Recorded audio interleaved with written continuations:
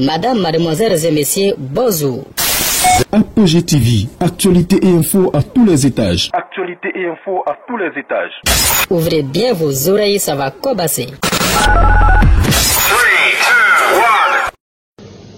Mesdames et messieurs, la CDRP, Coalition pour la démocratie, la réconciliation et la paix, organise cette conférence de presse pour répondre aux propos incendiaires du ministre qui semble s'être trompé de tribune.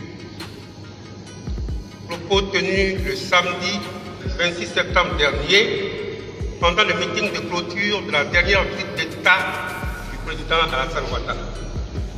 En effet, lors du meeting de clôture de Ouaflé, le Premier ministre Ahmed Bakayoko, prenant la parole, a tenu des propos d'une extrême gravité, indigne d'un Premier ministre de Côte d'Ivoire et mal à propos.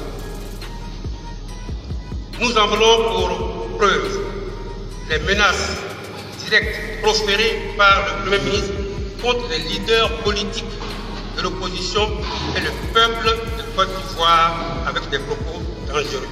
Tels, je cite, « Monsieur le Président, s'il continue la semaine prochaine, après le dernier conseil des ministres, nous allons vous désobéir un peu. » Et il poursuit, « Ils incitent à la violence, à la désobéissance, à la rébellion. » Il ajoute, « Nous serons devant vos domiciles, c'est-à-dire les domiciles des opposants, pour vous apporter la note, etc. » Félicitations. L'analyse de cette sortie appelle les observations suivantes. Premièrement, le Premier ministre du président Alassane Ouattara, à travers son discours belliqueux et d'une rare violence, tranche clairement avec les dispositions d'apaisement et de dialogue qu'il avait laissé entrevoir dès sa nomination. Le Premier ministre, plutôt que de mettre dans la posture d'un homme d'État, comme l'exige toute cérémonie officielle, s'est vautré dans un spectacle digne d'un militant zélé, préoccupé à impressionner par ses diatribes et menaces les faucons de son parti.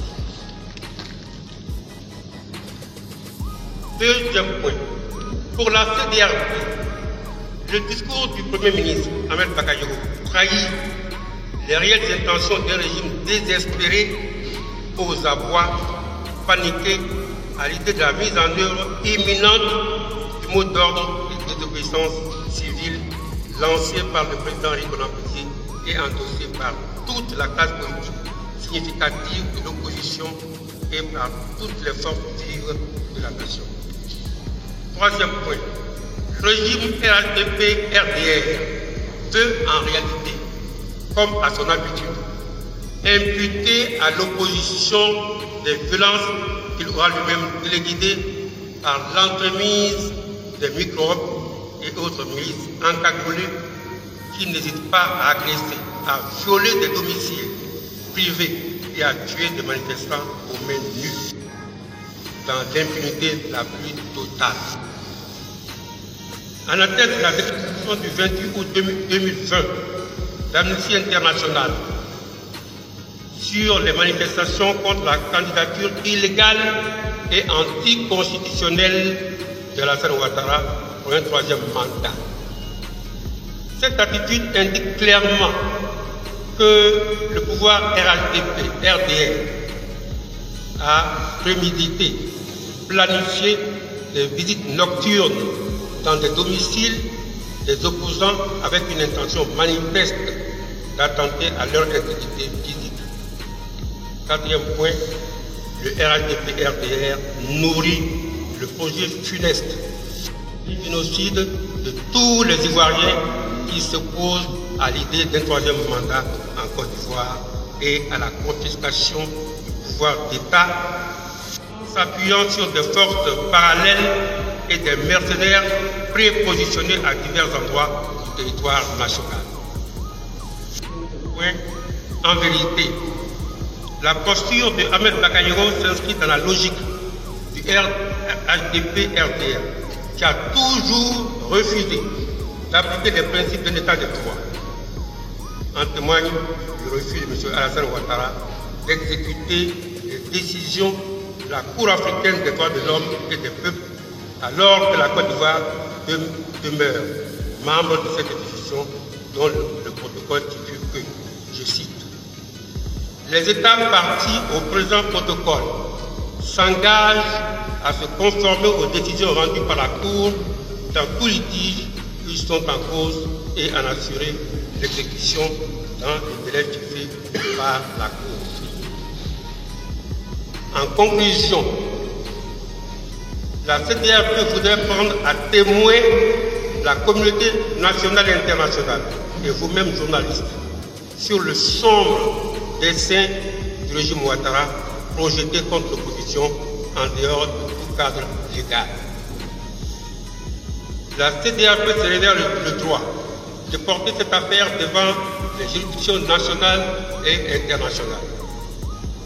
La CEDEAO appelle l'ensemble des militants, des partis, des organisations politiques qui la composent et les Ivoiriens épris de liberté et de démocratie à demeurer sereins, mobilisés pour la très imminente phase d'exécution concrète au mot d'ordre de désobéissance civile.